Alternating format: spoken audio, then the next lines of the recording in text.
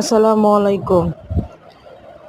মুসলিম শরীফে আরও বর্ণিত হয়েছে, একদল জৈন ব্যক্তি হুজুর আকরাম সাল্লাল্লাহু আলাইহি সাল্লামের খেজমতে উপস্থিত হয়ে আরজ করিল, ইয়া রাসূলাল্লাহ, আমি হিজরত ও জিহাদের অংশীদারিতে আপনার হাতে বায়াত হতে আসছি।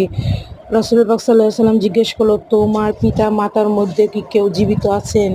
লোকটি বলল, তারা উভয়েই জীবিত আছেন। হুজুর আকরাম সাল্লাল্লাহু আলাইহি সাল্লাম ইরশাদ করলেন, তুমি যদি আল্লাহর কাছে আরও সওয়াব পেতে চাও, তাহলে তুমি তোমার পিতা মাতার খেজমতে ফিরে যাও এবং তার কাছে উপস্থিত হয়ে সদ্ব্যবহার করো। আসসালামু আলাইকুম এভরিওয়ান, আপনারা সবাই কেমন আছেন? আশা করি ভালো আছেন।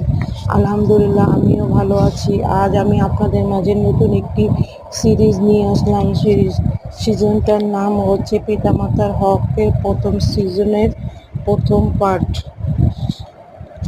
হযরত ইবনে মাসউদ রাদিয়াল্লাহু আনহু হতে বর্ণনা করেছেন, একদা আমি রাসূল পাক সাল্লাল্লাহু আলাইহি সাল্লামকে জিজ্ঞাসা করেছি, ইয়া রাসূলুল্লাহ, আল্লাহর নিকট সর্বাপেক্ষা প্রিয় আমল কোনটি? তিনি বললেন, নির্ধারিত সময়ে নামাজ আদায় করো। আমি আবার জিজ্ঞেস করলাম, অতঃপর কোনটি? তিনি বললেন, পিতামাতার সাথে সর্বদা ভালো ব্যবহার করো। আমি পুনরায় আবার জিজ্ঞেস করলাম, তারপর কোনটি? তিনি বললেন, আল্লাহর রাস্তায় জিহাদ করো। মুসলিম শরীফে বর্ণিত আছে, কোনো মানুষের পিতার হক আদায় করতে পারে না, তবে যদি কোনো সময় তাকে ক্রীতদাস অবস্থায় দেখতে পাও এবং খরিদ পূর্ণ মুক্ত করে দাও, তাতে পিতার হক কিঞ্চিৎ হলেও পালন করা হয়। একদা এক ব্যক্তি হুজুর আকরাম সাল্লাল্লাহু আলাইহি সাল্লামের খেজমতে হাজির হয়ে আরজ করিল, ইয়া রাসূলুল্লাহ, আমার মনে তীব্র বাসনা থাকা সত্ত্বেও আমি জিহাদ করতে অক্ষম। সে ব্যক্তি ও সামর্থ্য আমার নাই। আল্লাহর রাসূল জিজ্ঞাসা করল, তোমার পিতা মাতার মধ্যে কি কেউ জীবিত আছেন? লোকটি বললেন, আমার মাতা জীবিত আছেন।